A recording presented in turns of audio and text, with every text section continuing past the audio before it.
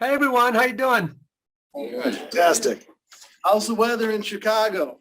Ooh, I need to move. I need to move to a better climate. I'm an idiot for living here. It's freezing.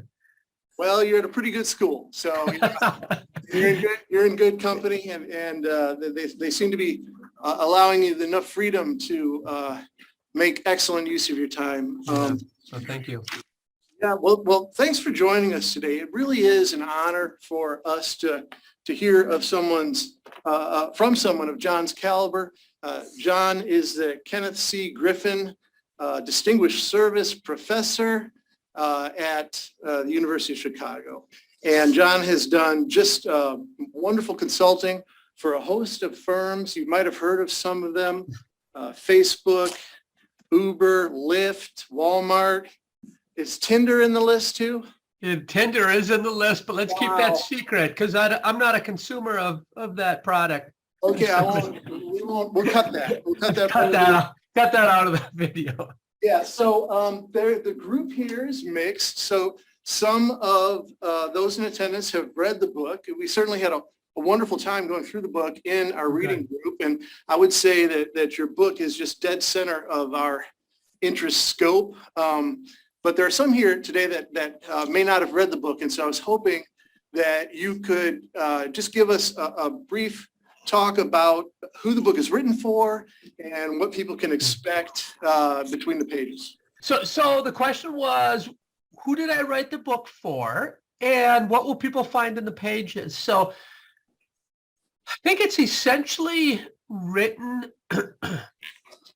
at the level of a truck driver. And I say that affectionately. My grandpa, dad, and now brother are all truckers. So I wrote the book in part at a level so they could understand it, but I wrote it about material that I hope everyone would like to learn. So, the first half of the book, it really talks to VCs, it talks to firms, it talks to any organization, governments. A lot of it is what I faced when I worked in the White House 20 years ago. I face the same types of questions when I help nonprofits. So the first half is really about, let's think about the DNA of an idea and try to add science to how to use science. And in the back half of the book, it's really what I would call 4 little behavioral economic secrets to live a better life or to execute.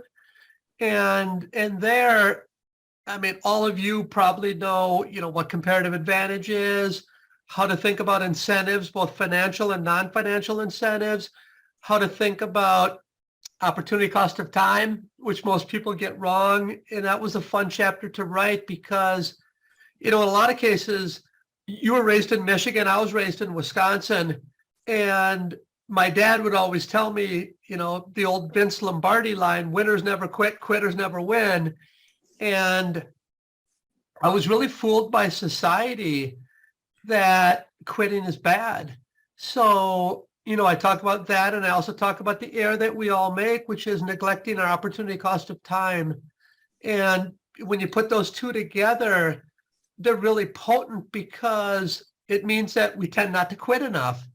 And I think that's a learning that everyone can take. And then at the end, I talk about culture. And to be totally honest with you, I never really appreciated culture and the value of culture until I lived through it, both at Uber, and then I saw a very different culture at Lyft. And then when I moved here to the University of Chicago, it's a very different culture than, as you can imagine, where I had been, the University of Central Florida, the University of Arizona, then the University of Maryland. These are all very different culture places. So that chapter was really fun for me to write because it gave me a chance to talk about, some of my older work on the gender pay gap, about how we should use our job advertisements to really set up a fair playing field from the beginning.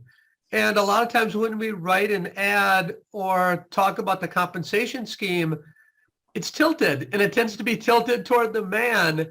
In many cases, we don't even know it, but we do it. And then now we have enough science to know you're tilting the playing field. So it's fun to write about that and to kind of relive the experiences of what I saw at Uber. And I was honest about that. I'm sure Travis isn't happy with me. Travis hasn't talked to me since the book came out. And he's a friend. Maybe he's not a friend anymore, but I was totally honest. And I think Travis built a great company that could go from zero to, say, $1 billion value market cap. But I think it was very hard to go from $1 billion to, say, 150 billion, because it wasn't built on the same sort of foundation that I had seen other companies being built, like Walmart, for example, where I am now.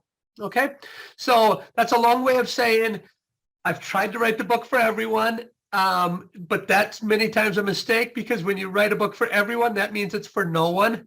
But I think there are bits and pieces where people can take learnings and knowledge, both about scaling and about running your life.